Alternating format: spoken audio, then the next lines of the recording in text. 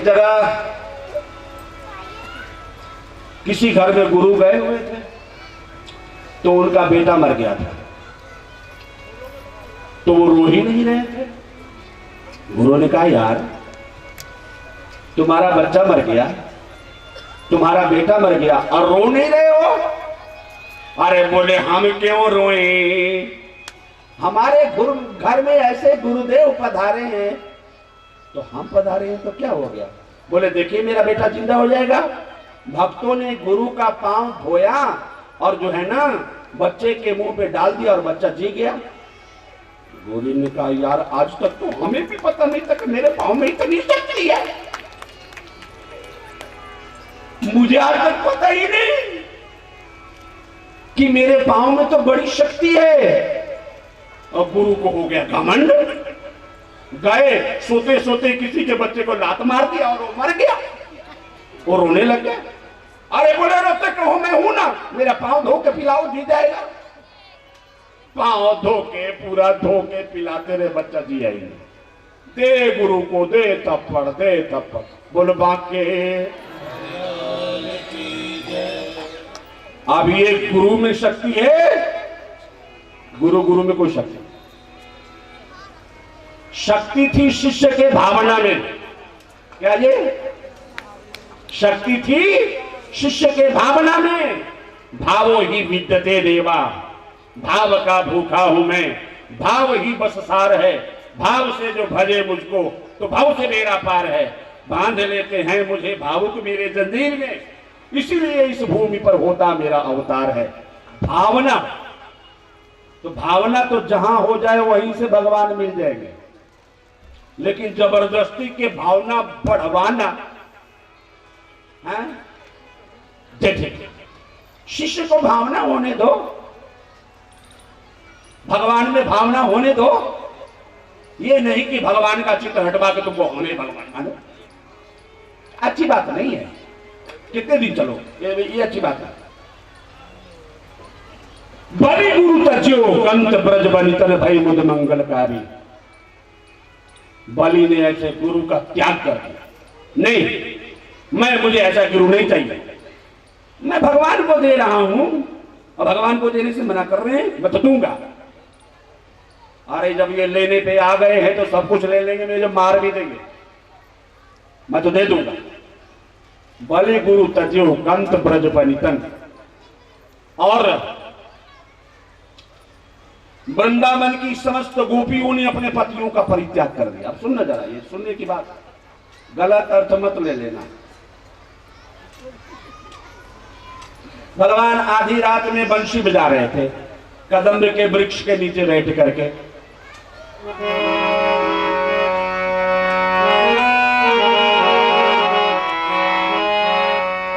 श्याम तेरी बंसी बजे तेरे,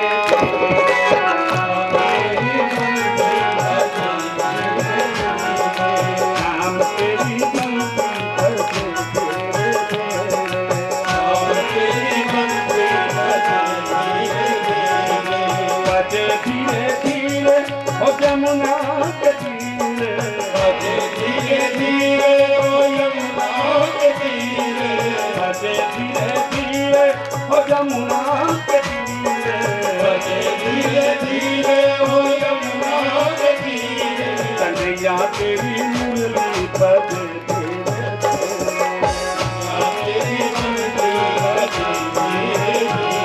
कन्हैया तेरी मुरली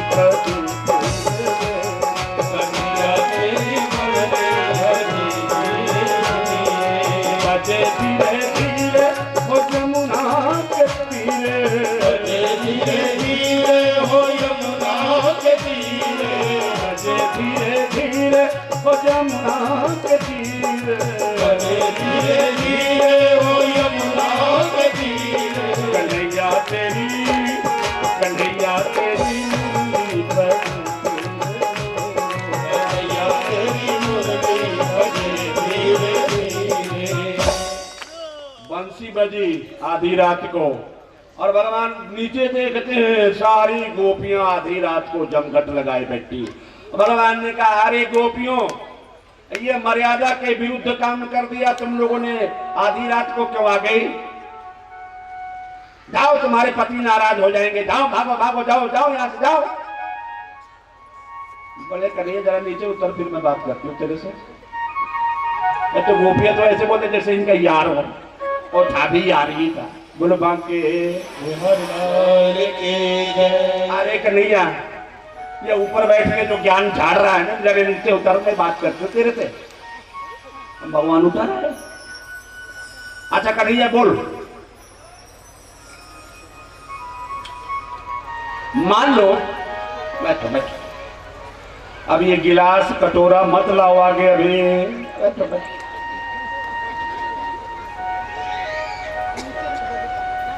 तुम घड़ी तो नहीं देख रहे हो, मैं देख रहा हूं। बोलो बाके एक गिलास में क्या लाए हो? क्या लाया है? क्या है? आओ देखो, सबकी नजर वही है। मैं तो बोलता हूं ना, जो कोई लिया के कुछ रखेगा अब ये वही देखेंगे। हैं? बोलो बाके कन्हैया नीचे उतर, भगवान उतरे। अच्छा कन्हैया बोलो, मान लो कोई पतिव्रता स्त्री हो। भगवान ने कहा वो तो होना ही चाहिए, पतिव्रता तो होना ही चाहिए। अपने पति की आरती उतारे बिना, अपने पति का पूजन किए बिना, अपने पति का पांव धोए बिना भोजन ग्रहण न करती हो, तो भगवान ने कहा तो अच्छी बात है।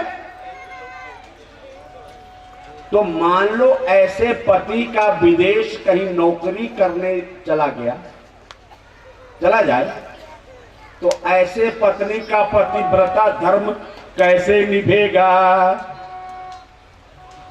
तो भगवान ने कहा फिर अगर उसका पति किसी कारणवश दूर चला गया है, तो उस पत्नी को चाहिए कि अपने पति के चित्र की, फोटो की पूजा करे। ठीक है कन्हैया, ठीक है, मान गए। लेकिन मान लो कि वो पतिव्रता स्त्री अपने पति के फोटो की पूजा कर रही है और उसी समय उसका पति आ गया।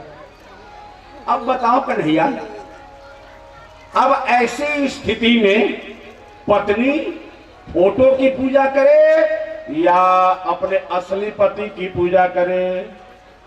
बोले फोटो तो तब जरूरी था कि जब असली पति नहीं था, और जब पति आ गया तो फोटो की क्या जरूरत है? बोले कन्हैया सुन, तुम हमारे असली पति हो, प्राण पति हो। तुम जब तक नहीं मिले तब तक इन कागज के फोटोओं की पूजा कर रहे थे। अब घर में जाके लड़ाई मत करना। तुम कागज के फोटो हो, भागो भागो भागो यहां से। गुरुजी ने बताया कि तुम कागज के फोटो, ये तब कहा जाएगा जब भगवान मिलेगा। आज ही से चिल्लाना मत शुरू कर देना, अब सारे मेरे पीछे पड़ जाएंगे। ये क्या कथा सुनाते हो, समझ में आएगा? है नहीं है कन्हैया?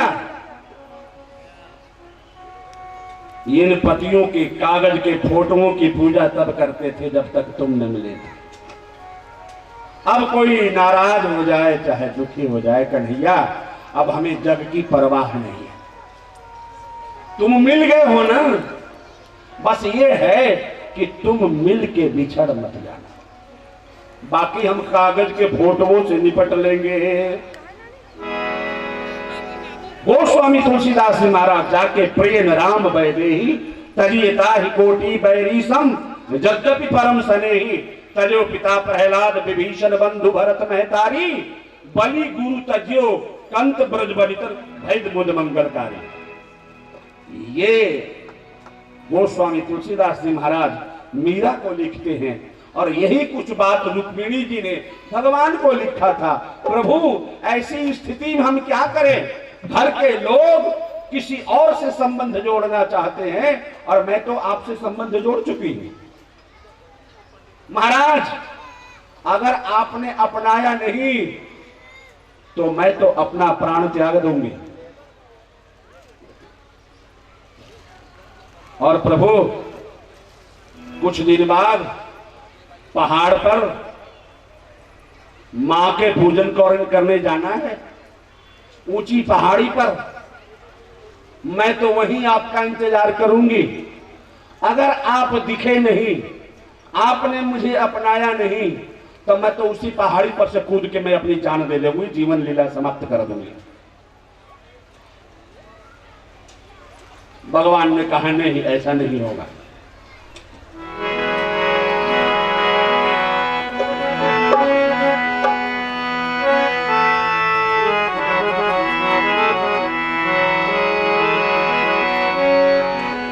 सुन मन आज कहूँ सहरोसा, भजहि जे मोहि तजे सकल भरोसा।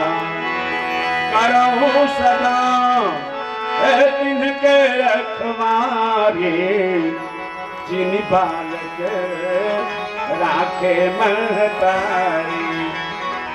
जिन भक्तों ने मुझ पे इतना भरोसा किया हुआ है, मैं उनके भरोसे को टूटने नहीं दूंगा, जरूर अपनाऊंगा। इधर रुक्मिणी मां के पूजन करने जाती है, भगवती का पूजन करने जाती है। साथ में सुरक्षा प्रहरी दिए जाते हैं, रथ दिए जाते हैं, सखियां दी जाती हैं। सभी मिल करके मां के पूजन करने जाती है। पहाड़ के पर्वत के ऊपर बना हुआ मंदिर। भगवान ने कहा कि जब तुम किसी पेड़ में पीतांबर बंधा हुआ देख लेना, तो समझ लेना कि मैं आ गया हूं, उसी वृक्ष के नीचे हूं। रुक्मिणी भगवती का पूजन करती है। नीचे चारों तरफ से पहरा है कि रुक्मिणी की शादी पक्की हो चुकी है शिशुपाल से, कहीं कुछ व्यवधान न हो जाए, सुरक्षा पूर्वक जाए और सुरक्षित घर आए। इधर पहाड़ी पर से चढ़ के पीछे देखती हैं, हाँ प्रभु, भगवान ने कहा उतराओ नीचे। उतर करके जाती हैं, भगवान रुक्मिणी को रथ में बिठाते हैं और हो गया रुक्मिणी हरण। ले करके सीधे द्वारका, और रुक्मिणी जी पधार रही है। महाराज रुक्मिणी जी को घर में ले गए, महल में ले जाकर के जस विवाह के विधि श्रुति गाई, महामुनि सो सब करवाई। भगवान की शादी हो रही है।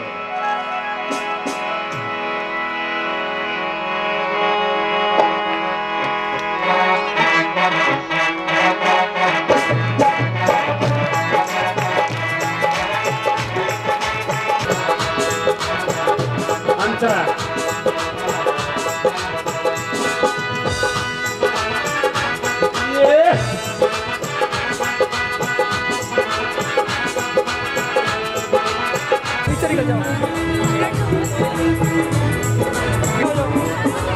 आ जाओ जल्दी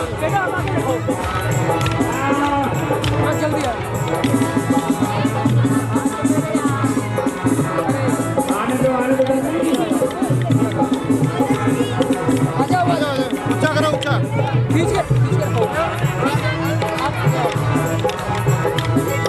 आगे आ जाओ थोड़ा। बच्चों यार हट जाओ यार, निकलने दो यार आगे।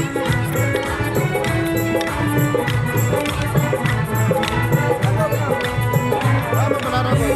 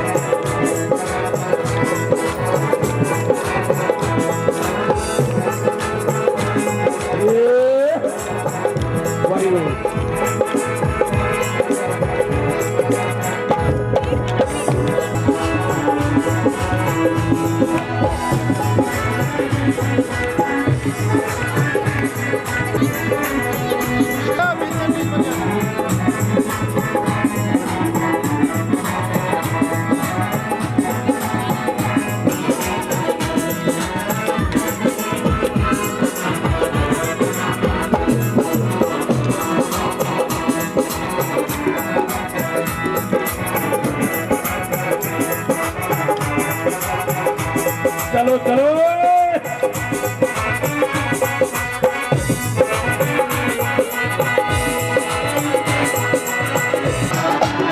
चलो चलो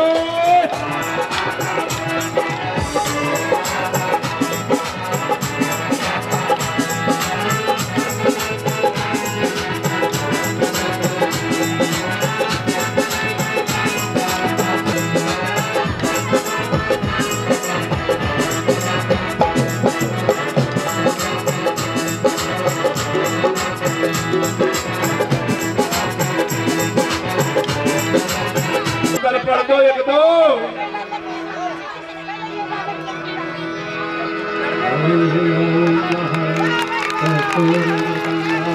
ओम मंगलम भगवान विष्णु मंगलम गरुड़ध्वज मंगलम पुंडरीकाक्षाय मंगलम।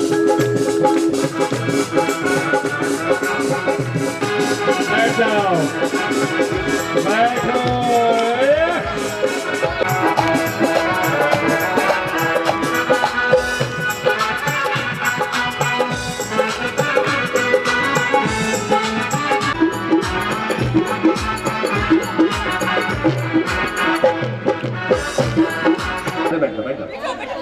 इसलिए मैं झांकी निकलवाता नहीं भगदड़ मच जाती है। अरे बैठ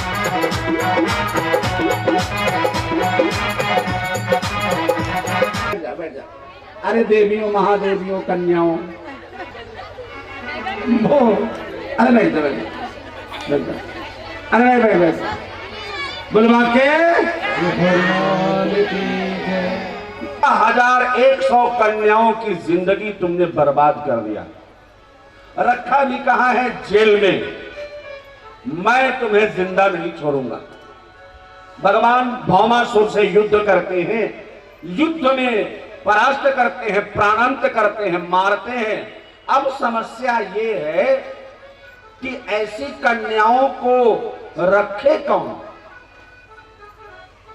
और संख्या भी 16,100। ना तो इनको कोई इज्जत दे सकता है, इज्जत की नजर से भी नहीं देखेगा, कोई खाना भी नहीं दे सकता, कोई घर में नहीं रह सकता। लेकिन भगवान का साहस देखो, कन्याएं एक साथ मर जाएंगी? नहीं नहीं, हम इतनी कन्याओं को मरने नहीं देंगे। भगवान ने कहा हम अपने महल में ले चलेंगे, सम्मान पूर्वक रखेंगे, सम्मान पूर्वक। और महाराज कैसे रखोगे, कौन से संबंध से रखोगे? मैं तुम्हारा पति बनूंगा, पति बनना स्वीकार करता हूं। भगवान 16,100 कन्याओं से शादी करते। ये कहना बड़ा आसान है, लोग इस पे मजाक उड़ाते हैं।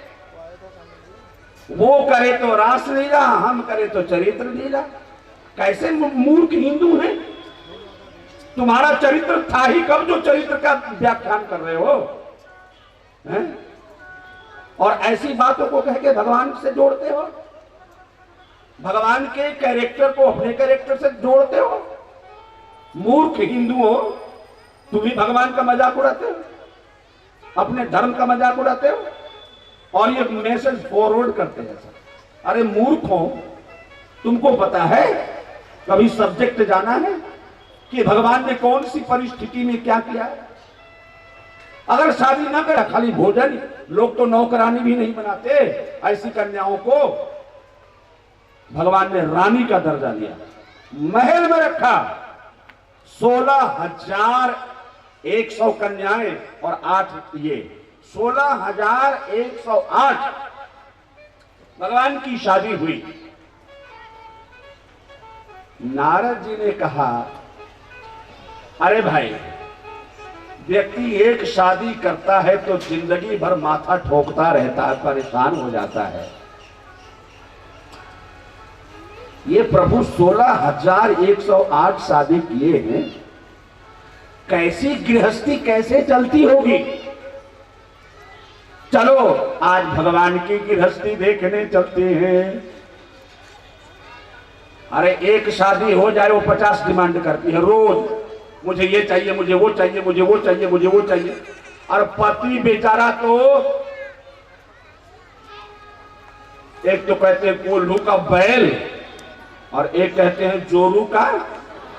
ये तुमको पता है बना कर क्या हुआ है? एक कहते हैं जोरू का, इस पर फिल्में भी बनी हुई। वो तो दावे से कहता था मैं तो जोरू का गुलाम बनी को रहूंगा।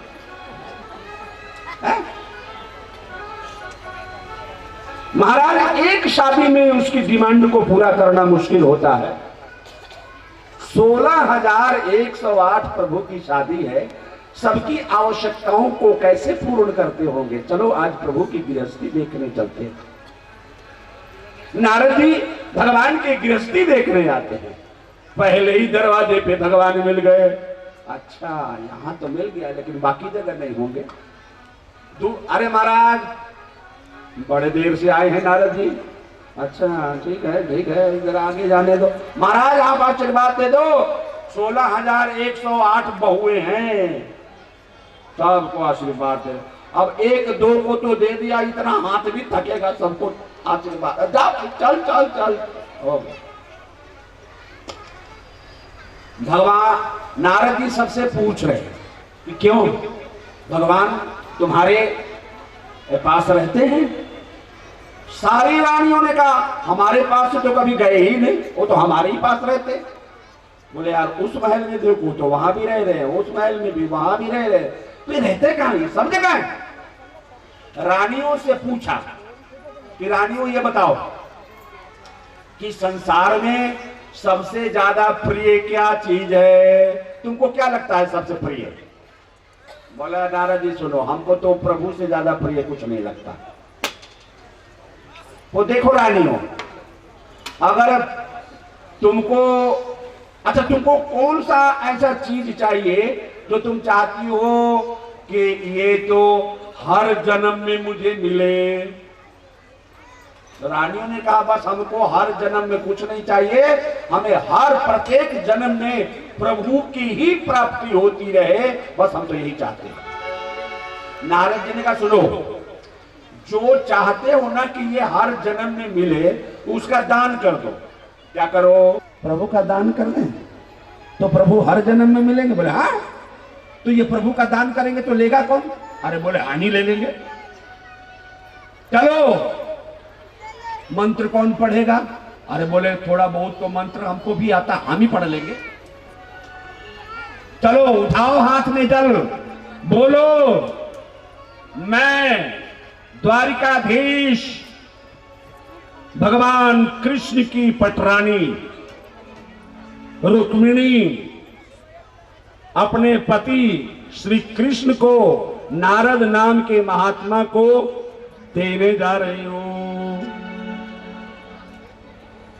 नारद जी ले लिए। नारद जी प्रभु को लेकर के चले। नारद जी लेके चले। प्रभु उठाओ मेरा झंड कमंडल, अरे मैं लेके मेरे पास चलो। ठीक से सुनना, ठीक से सुनना। सारे द्वारिकापुरी में हाहाकार मच गया है। नारद क्या कर दिया आपने? आपने कहा था किसी जन्म में साथ नहीं छूटेगा, आपने तो इसी जन्म में साथ छोड़वा दिया। ना ना हम प्रभु को नहीं देंगे, नहीं देंगे। बोले देखो अब तो तुमने प्रभु का दान कर दिया है। दान दान की हुई चीज वापस नहीं ली जाती। क्या जी? दान की हुई चीज वापस नहीं ली जाती। और लेकिन दान की हुई चीज वापस लेना ही है तो ऐसा करो, उसके बराबर तौल के धन दे दो। बोले अच्छा हाँ ठीक है, धन की कोई कमी नहीं है, हम तो प्रभु को नहीं देंगे। बस ठीक, प्रभु को नहीं देंगे। प्रभु के बराबर चाहे तौल के जितना धन ले लो, प्रभु को नहीं देंगे। ठीक है तौलो तौलो। भगवान को बिठाया गया तराजू में और दूसरे तरफ द्वारिकापुरी का सारा धन चढ़ता जा रहा है, चढ़ता जा। भगवान के मुकाबले बला दौलत किस काम का? सत्यभामा ने कहा सुनो, ऐसे बाबाओं से निपटना हमें आता है। उतारो सारा दौलत, ला तुलसी का पत्ता, लिखो उस पे श्री कृष्ण, तुलसी का पत्ता लाया गया, लिखा गया श्री कृष्ण, और कहा रखो इसको पलड़े पे। भगवान का लिखा हुआ नाम श्री कृष्ण, पलड़ा नीचे, भगवान ऊपर। ऐ नारद, ये तुलसी का पत्ता पकड़ो, निकल ले छोटी गली से, फिर दोबारा आना नहीं। आता है भड़का के चले जाता है, दान चाहिए दान चाहिए, मेरे प्रभु का ही दान ले लिया। अरे मुझे दानवान नहीं चाहिए, मैं तो प्रभु के नाम की महिमा बताने आया था कि जो आप लोगों के पास हैं, इनका नाम इनसे भी ज्यादा महिमावान है, ये मैं आप लोगों के कान में डालने आया था। अब मैं चलता हूं। अंत में निकला ये परिणाम, हरि से बड़ा हरि का नाम, हरि से बड़ा हरि का नाम, हरि से बड़ा हरि का नाम, हरि से बड़ा हरि का नाम, हरि से बड़ा हरि का नाम, हरि से बड़ा हरि का नाम। अंत में निकला ये परिणाम, हरि से बड़ा हरि का नाम, अंत में निकला ये परिणाम, हरि से बड़ा हरि का नाम। भगवान इस प्रकार से सुखपूर्वक द्वारिकापुरी में रहने लगे। श्री सुखदेव जी महाराज आगे का वर्णन करते हुए कहते हैं, भगवान अपने महारानियों के साथ में द्वारिकापुरी में बड़े आनंद पूर्वक रह ही रहे थे। तब तक एक घटना घटती है। भगवान के प्यारे सखा, नाम है सुदामा, दोनों बचपन में एक साथ पढ़े, ऋषि सांदीपनी मुनि के आश्रम में एक साथ विद्या अध्ययन किए। एक लखपति बन गया, एक खखपति बन गया। एक के पास खाने के इतने पकवान, और एक तो सोचता है कि हमको खाने को मिलेगा कब। बहुत कंगाल विपत्तियां आती हैं तो कभी अकेली नहीं आती, परेशानियां आती हैं तो कभी अकेली नहीं आती, इकट्ठे परेशानी आ जाती है। महाराज उधर शादी हो गई, उधर कई बच्चे हो गए, उधर सुदामा जी कहीं कथा प्रवचन में जाते हैं। जिस कथा प्रवचन में जाते हैं वहां कोई न कोई दुर्घटना घट जाती है। अब कोई बुलाता ही नहीं। शादी करवाने जाते हैं तो वहां कोई दुल्हा दुल्हन में से कोई न कोई मर जाता है, तो शादी में भी नहीं बुलाते। जहां से थोड़ी बहुत आमदनी होनी थी वहां से अब कोई नहीं बुलाता।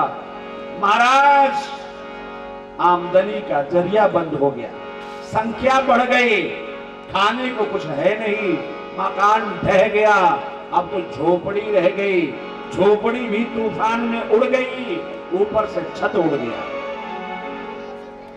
बच्चे बच्चे भूख के मारे बिलबिला रहे हैं, उनसे चला नहीं जा रहा है। देह में हड्डियों का ढांचा रह गया।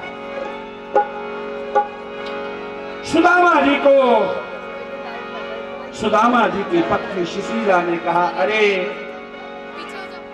पतिदेव, आप अक्सर चर्चा करते रहते हो कि आपका मित्र बड़ा धनवान है, राजा है, सारी दुनिया को देता है, तो आप क्यों कंगाल हो? आप भी तो जाओ। सुदामा जी भगवान के पास चलते हैं। अरे बार बार मना किया, अरे सुशीला, ऐसी स्थिति में जाकर के मैं अपने कन्हैया से कैसे कहूंगा कि कुछ मुझे दे दो, मुझे शर्म आएगी। आज तक मैं किसी से कुछ मांगा नहीं हूं, मैं कैसे मांगूंगा? बोले नहीं नहीं, जाओ। जाती है, अरे बड़े आदमी के पास, डॉक्टर के पास, गुरु के पास, राजा के पास, भगवान के मंदिर में जब भी जाओ खाली हाथ नहीं जाना चाहिए। डॉक्टर के पास भी जाओ खाली हाथ नहीं, गुरु के पास भी खाली हाथ नहीं, मंदिर के पास भी जाओ खाली हाथ नहीं, राजा के पास भी जाना दे खाली हाथ नहीं जाना चाहिए। जाओ, भगवान भी है और राजा भी, लेकिन देर क्या, हमारे यहाँ कुछ है ही नहीं। पड़ोस में जाते हैं, जाते ही सबने अपने दरवाजे बंद कर लिया, बोले ये आ रही है और तो क्या मांगेगी, रोज का डर रहा है इसका मांगना नहीं, दरवाजे बंद करो। किसी ने कुछ नहीं दिया, और दिया तो वही सड़ा गला चावल दे दिया। लो पतिदेव, यही ले जाओ अपने प्रभु के चरणों में भेंट कर देना। सुदामा जी भगवान के लिए प्रस्थान करते हैं।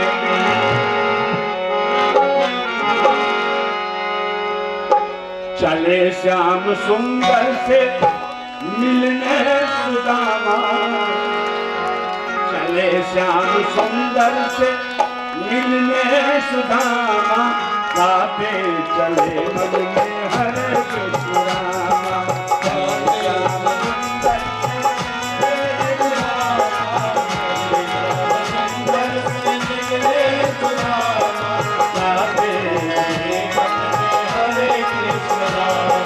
लोटा और डोरी कंधे पे लटकाए,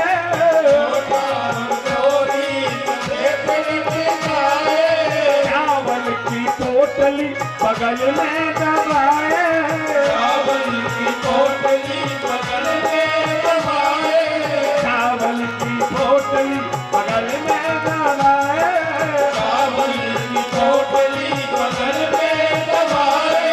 गाते गाते गाते गाते पहुंच गए द्वारिकापुरी धाम, गाते गाते पहुंच गए द्वारिकापुरी धाम, गाते गाते पहुंच गए द्वारिकापुरी धाम, गाते गाते पहुंच गए द्वारिकापुरी धाम।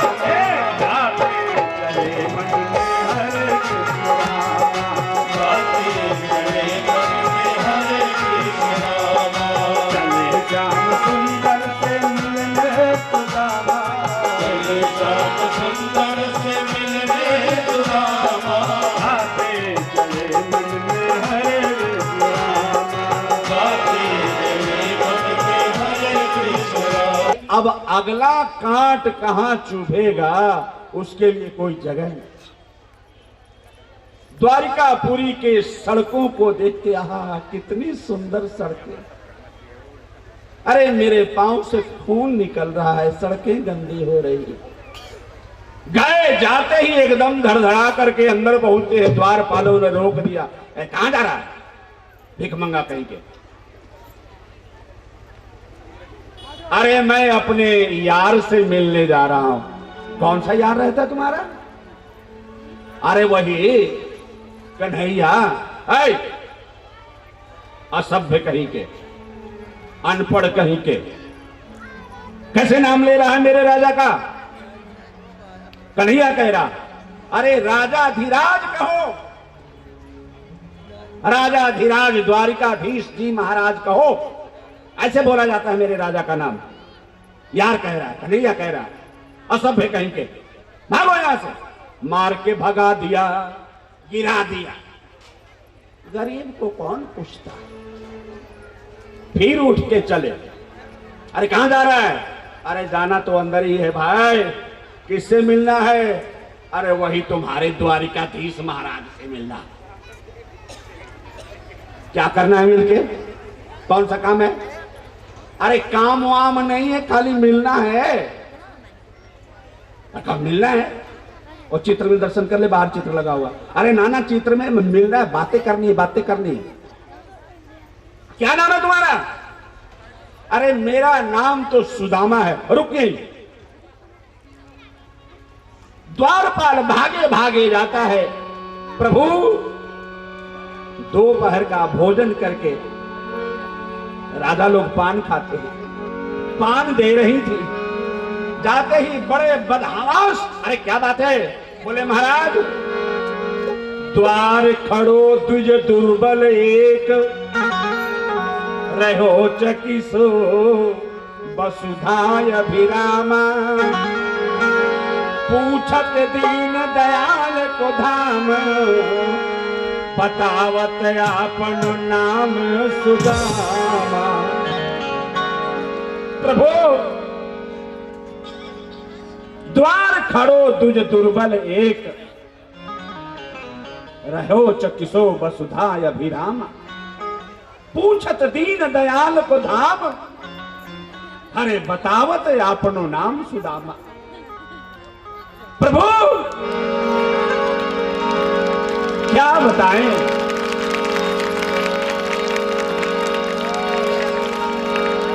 पाए उपान को नहीं श्यामा, पूछत दीन दयाल को धाम, ये बतावत आपनो नाम सुदामा। द्वार खड़ो तुझ दुर्बल एक, रहो चकिसो वसुधाय अभिरामा। पूछत दीन दयाल को धाम, बतावत आपनो नाम सुदामा। प्रभु इतना दुर्बल है, इतना दुबला है कि लगता है महीनों से उसको खाना नहीं मिला है। पेट तो मानो पीठ बन गई है, पैर में इतने कांटे चुभे हैं ना प्रभु कि अगला कांटा चुभने के लिए कोई जगह नहीं। महाराज ऐसा दरिद्र लग रहा है जैसा खाने को उसको कभी नहीं मिला है। आगे बोलो, आगे बोलो। महाराज लेकिन आपको बड़े दावे से आपका नाम ले रहा था, आपको अपना यार कह रहा था, फिर वो अपना नाम बोले बतावत आपनो नाम सुदामा। प्रभु जब मैंने बार बार पूछा कि ऐ द्विज दुर्बल, मैं प्रभु को क्या जवाब दूंगा, तेरा नाम क्या है, तो अपना नाम धीरे से बताया। द्वारपाल मेरा नाम एक छोटा सा नाम है, सुदामा कहते हैं इस ना चीज को। महाराज सुदामा नाम बता रहा है, और जैसे सुदामा नाम सुना प्रभु ने, मानो गाय जब अपने बछड़े को देखती है जब जंगल से चर के आती है, और जब बछड़े को देख करके जो दौड़ लगाती है, प्रभु ने ऐसा दौड़ लगाया। सुदामा 3 शब्द है, सुदामा दौड़ करके 3 शब्द में ही गले लगा लिया। अरे देखने वाले कह रहे हैं ये कौन मिल रहा है। किसी ने कहा देखो ये कृष्ण और सुदामा का मिलन। बोले नहीं नहीं नहीं, अब यहां कोई कृष्ण और सुदामा नहीं है। बोले है, बोले नहीं नहीं नहीं, यहां अब कोई भक्त भी नहीं, कोई भगवान भी नहीं। बोले एक धनवान और गरीब का मिलन है। बोले नहीं, अब कोई धनवान भी नहीं, कोई गरीब भी नहीं। अरे कोई भक्त भी नहीं, भगवान भी नहीं, धनवान भी नहीं, गरीब भी नहीं, तो ये दोनों मिल कौन रहे हैं। बोले ना कोई अब भक्त है ना भगवान है, ना कोई राजा है ना गरीब है, ना कोई कृष्ण है ना सुदामा है, अब तो सिर्फ 2 यार मिल रहे हैं, बस यार। 2 यार मिल रहे हैं। और भगवान ने जब गले लगाया, ऐसो बेहाल बेबाइन सो, बैठे, ऐसो बेहाल बेबाइन सो, पग कंटक जाल न जाही जो जोए। हाय महादुख पाए सखा तुम, आए इसे दीन खोए। आए देखी सुदामा के दीन दशा, देखी सुदामा के दीन दशा, करुणा करके करुणा निधि होए। करुणा को हाथ छुयो नहीं, पानी परात को हाथ छुओ नहीं, पानी परात को हाथ छुयो नहीं, पानी परात को हाथ छुओ नहीं, नैनन के जल को पंख धोए,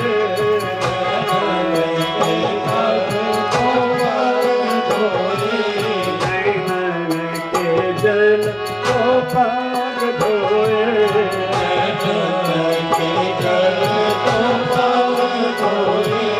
आए महादुख पाए सखा तुम, आई महादुख पाए सदा तुम, आए दिन के दिन खोए,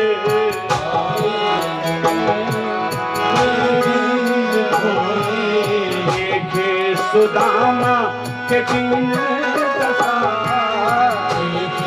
सुदामा दीन दशा, करुणा करके करुणा निधि रोए, करुणा करके करुणा रोए, पानी परात को हाथ छुयो नहीं, पानी परात को हाथ छुओ नहीं, नैनन के जल को पग धोए,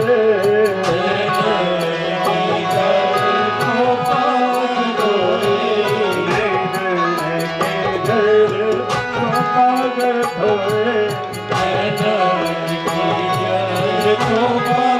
धोए, ऐसो बेहाल बेबाइन सो पग कंटक जाल न जाहि जो जोए, हाय महा दुख पाए सखा तुम, आए इते न किते दिन खोए, करुणा निधि रोए, पानी परात को हाथ छुयो नहीं, नैनन के जल सो पग धोए। बैठ जाओ। भगवान मित्र सुदामा का चरण प्रक्षालन करूंगा, जब तक रानियां स्वर्ण के थाल में जल भर के लाती, तब तक सुदामा के गरीबी को देख करके मेरा करुणा निधि ऐसा रोया कि जब तक पानी आता तब तक प्रभु ने अपने नेत्रों के जल से सुदामा के चरण को धो दिया, पूरा धुल गया। पानी परात को हाथ छुयो नहीं, नैनन के जल सो पग धोए। बुला रहा वो खड़े हैं सामने। अरे सुदामा, अब भगवान हाल चाल पूछते हैं। आ रहे आए इते न किते दिन खोए, अरे मेरे यार, मेरे सुदामा, बैठ जाओ। बड़े दिन हो गए तुम आए क्यों नहीं, कि तेरी शादी हो गई क्या? अरे हाँ शादी हो गई, लेकिन तूने अपनी शादी में को मिल जाता। द्वारपाल जी इधर अरे कन्हैया, इधर मुझे नहीं। तेरे बचपन के मजाक करने की आदत गई नहीं। मुझ गरीब की शादी में तुझे क्या खाने को मिलता? मैं पूछता हूँ तेरी शादी हो गई? हाँ मेरी ये 16,108 शादी हो गई। अरे बोले कन्हैया, लाइव तेरे 16,108 शादी हुई है, तू एक एक दिन अगर बुलाता तो मुझ गरीब का 16,108 तो निमंत्रण खाने में व्यतीत हो जाता कम से कम। अरे कन्हैया तुमने बुलाया नहीं, अब थोड़ा शांति दो। जाहि जो जोए, हाय महा दुख पाए सखा तुम, आए इते न किते दिन खोए। देख सुदामा का दीन दशा, करुणा करके करुणा निधि रोए। पानी परात को हाथ छोड़ो नहीं, नैनन के जल सो पग धोए। अरे मेरे भाभी ने देखने लायक भी नहीं तो खाने लायक की तो बात ही छोड़ो।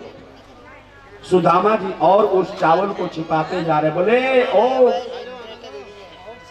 सुदामा, याद है बचपन में एक बार और तूने छुपाया था, अब मैं छुपाने नहीं दूंगा तुझे। भगवान जबरदस्ती छीन लेते हैं सुदामा से और चावल की 2 मुट्ठी ऐसे खाते हैं जल्दी जल्दी कि मानो कभी प्रभु को भोग ही नहीं लगा हो। पहली मुट्ठी खाए हरि पहला लोक दीना, खाए हरि पहला लोक दीना, पहली मुट्ठी खाए हरि पहला लोक दीना, खाए हरि पहला लोक दीना, दूजी मुट्ठी खाए हरि दूजा लोक दीना, दूजी मुट्ठी खाए हरि दूजा लोक दीना, तीसरी पे रोक लिए, तीसरी पे रोक लिए रूप निभाना, तीसरी पे रोक लिए रूप निभाना, गाते चले मन में हरे कृष्णा, गाते चले मन में हरे कृष्णा, चले श्याम सुंदर से चले श्याम सुंदर से मिलने सुदामा, चले श्याम सुंदर से मिलने सुदामा, चले श्याम सुंदर से मिलने सुदामा, गाते चले मन में हरे कृष्णा। गाते चले मन में हरे कृष्णा। जल्दी से भगवान दो मुट्ठी खा लेते हैं। रुक्मिणी ने देखा प्रभु क्या अब हम लोगों को सुदामा बनना पड़ेगा? आप तो पहली मुट्ठी में पहला लोक दे दिया, दूसरी मुट्ठी में दूसरा लोक दिया, आप हैं त्रिलोकी नाथ, तो क्या तीनों लोक दे दोगे? तो हम लोग रहेंगे कहाँ? इसलिए तीसरी पे रोक लिए रुक्मिणी मामा। रुक्मिणी ने भगवान का हाथ रोक लिया, महाराज ये हम लोगों को भी तो थोड़ा प्रसाद दे दो, एक एक दाना सबको दे देना, फेंक दो, एक एक दाना सब ले जाएंगे, अपने अपने चावल में मिला लेंगे। बोलो बाकी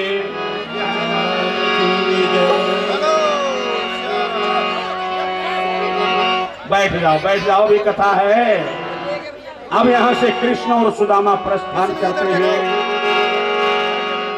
कन्हैया कन्हैया पुकारा करेंगे, कन्हैया कन्हैया पुकारा करेंगे, कन्हैया कन्हैया पुकारा करेंगे, कन्हैया कन्हैया पुकारा करेंगे, कन्हैया कन्हैया पुकारा करेंगे, कन्हैया कन्हैया पुकारा करेंगे, कन्हैया कन्हैया पुकारा करेंगे, कन्हैया कन्हैया पुकारा करेंगे, उन्हीं के चरण को निहारा करेंगे, उन्हीं के चरण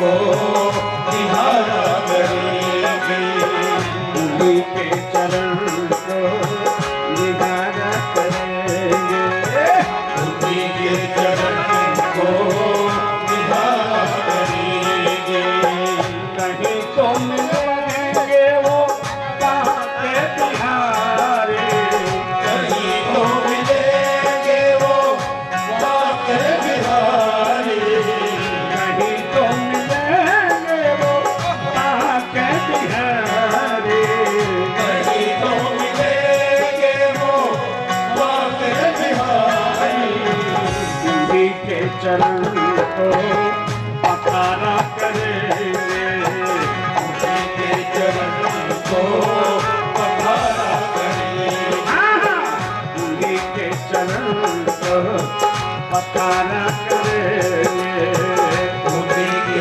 चरण को पखारा करेंगे। सुदामा जी सोचते थे कि महाराज मैं तो मांगूंगा नहीं, चाहे जो हो जाए। कन्हैया ने दिया भी नहीं कुछ। बोले कन्हैया को पता ही है जब मेरी गरीबी का तो दिया ही नहीं, अच्छा हुआ नहीं दिया तो ठीक है, देता तो मैं जंजाल में पड़ जाता। ठीक है कन्हैया नहीं दिया, मैं चलता हूं। भगवान ने विश्वकर्मा को आदेश दिया है, विश्वकर्मा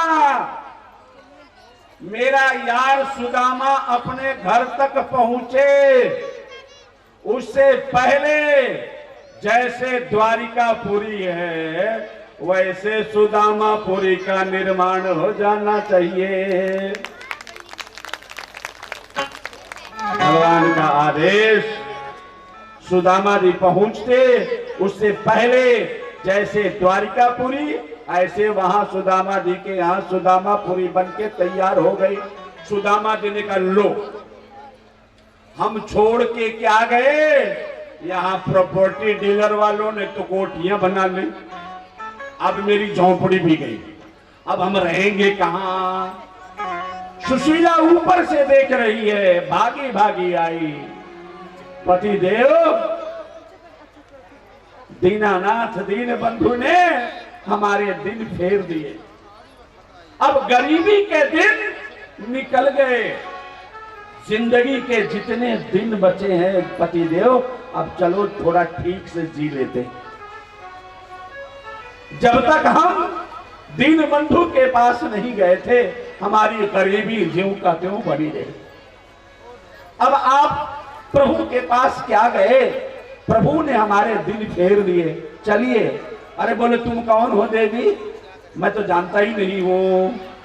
बोले महाराज मैं आपकी धर्म पत्नी हूं, मेरा सुशीला मेरा नाम है। अरे सुशीला इतनी सुंदर, बोले हाँ महाराज, खाने को नहीं मिलता था तो गरीब लग रहे थे, अब प्रभु ने सब कुछ दे दिया है, चलिए आप भी नहाइए धोइए और ठीक से अब जो बाकी का जीवन है वो प्रभु के चरणों में गुणगान करके ऐसे ही बिताएंगे। ठीक से बोलिए, नहीं तो मिलेंगे वो वहाँ के बिहार, नहीं तो मिलेंगे वो वहाँ के बिहारी, अभी तो मिलेंगे वो वहाँ के बिहार, अभी तो मिलेंगे वो वहाँ के बिहारी।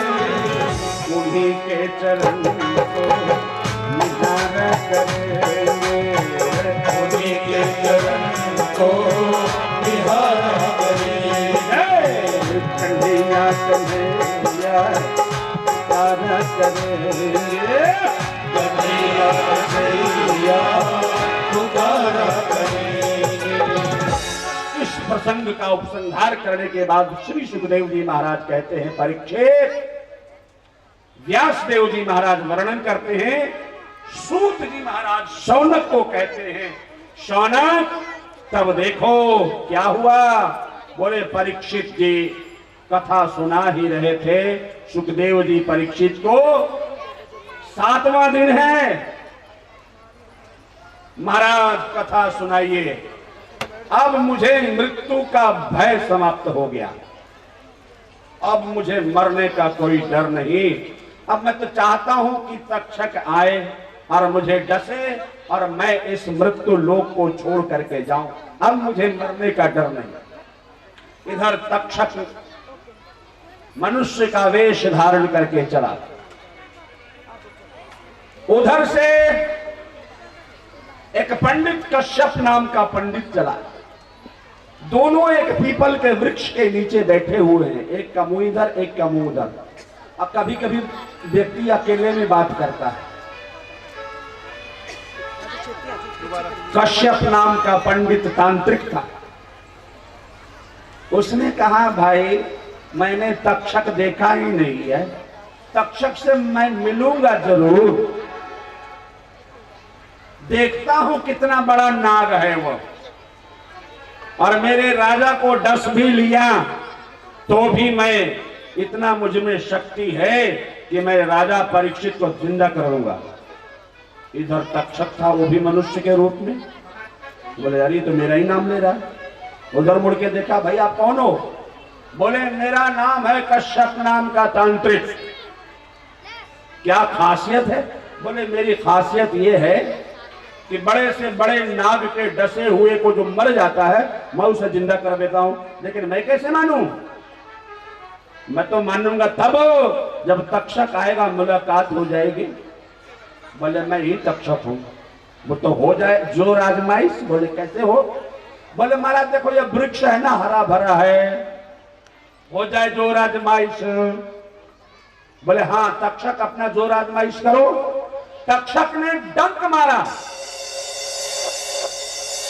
और हरा भरा वृक्ष जल के राख हो गया। बोले हो यही तक्षक है। बोले तक्षक तूने अपनी कार्रवाई कर ली, अब मेरा कमाल देख। कश्यप नाम के ब्राह्मण ने, तांत्रिक ने ऐसा मंत्र का अभिमंत्रित किया कि जला हुआ राख बन चुका वो पेड़ फिर से हरा भरा हो गया। तक्षक डर गया। बोले तो सचमुच मैं परीक्षित को मारूंगा, ये तो जिंदा कर लेगा। बोले आए तांत्रिक बता तू महाराज को जिंदा करेगा किस लिए? बोले मैं महाराज को जिंदा करूंगा तो मुझे बड़े ढेर सारे दान दक्षिणा मिलेंगे। मत तो दान दक्षिणा के लिए जा रहा है ना, कितना चाहिए तेरे को दान दक्षिणा? बोले इतना। बोले ले मैं ही दे देता हूं। महाराज तक्षक नाम के महानाग शेष नाग ने पता नहीं को मणि निकाली थी, दे दिया लो पंडित, तेरी जिंदगी क्या कई जिंदगियां इसमें चल जाएगी। तक्षक नाम के सर्प ने देखा कि मैं परीक्षित को डंक मारूं कि उस समय उठ के भागने लायक न रहे।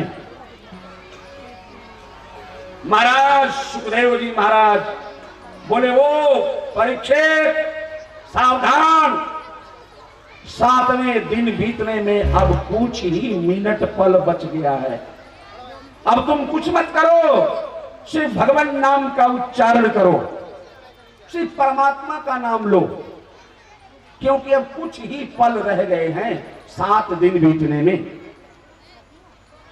भगवान नाम का संकीर्तन करवाने लग जाते हैं श्री सुखदेव जी महाराज, और सब लोग, सबका ध्यान प्रभु के नाम संकीर्तन में है। और जब तक्षक ने देखा कि सबका ध्यान परमात्मा के नाम लेने में है, अब किसी का ध्यान इधर उधर है नहीं, तक्षक और नजदीक जाता गया, जाता गया, जाता गया, जाता गया। और लोगों ने देखा कि ये तो कोई आदमी है,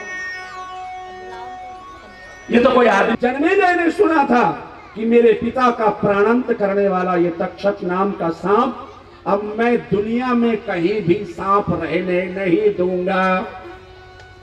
सर्प यज्ञ करवाया। सर्प यज्ञ, दुनिया में जितने सांप है ऐसा मंत्र पढ़ो कि सारे उड़ उड़ के हवन कुंड में गिरते जाएं, जलते जाएं, मरते जाएं। महाराज जन्मेजय तक्षक नाम का सर्प यज्ञ करवाते हैं। ब्राह्मणों से पूछा गया क्यों तक्षक आ गया, जल गया? बोले महाराज अभी तक तो तक्षक आया नहीं, ध्यान लगा कर देखो कहां है। बोले महाराज जान बचा करके इंद्र के सिंहासन में लिपट गया है। ऐसा मंत्र पढ़ो कि इंद्र का सिंहासन सहित उसका हवन कर डाले। मंत्र पढ़ा गया, इंद्र भी, इंद्र का सिंहासन भी, और तक्षक नाम का सांप भी चले तूफान के वेग से। शुक्राचार्य जी महाराज आए। गलती एक ने की और सारे सांप मार दिए तुमने। छोड़ो छोड़ो, इसकी जान छोड़ दो, मैं इसके तरफ से इसकी जान की भीख मांगता हूं। अरे महाराज जब आपने ही कह दिया तो चलो मैं इसकी जानों की रक्षा करता हूं। छोड़ दिया। महाराज जन्मेजय की कथा पूर्ण करने के बाद में ऋषि मार्कंडेय की कथा आती है। ऋषि मार्कंडेय की कथा पूर्ण होने के बाद ऋषि मार्कंडेय जी भगवान शंकर की तपस्या करते हैं। उसके बाद गृहस्थ धर्म का उपदेश आता है।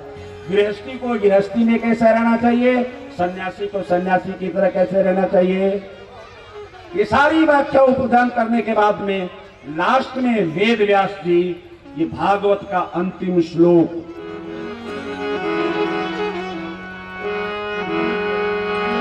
नाम संकीर्तनम यस्य सर्व पाप प्रणाशनम प्रणामो दुख समनस्तम नमामि हरिं परम। नाम संकीर्तनम यस्य सर्व पाप प्रणाशनम प्रणामो दुख समनस्तम नमामि हरिं परम।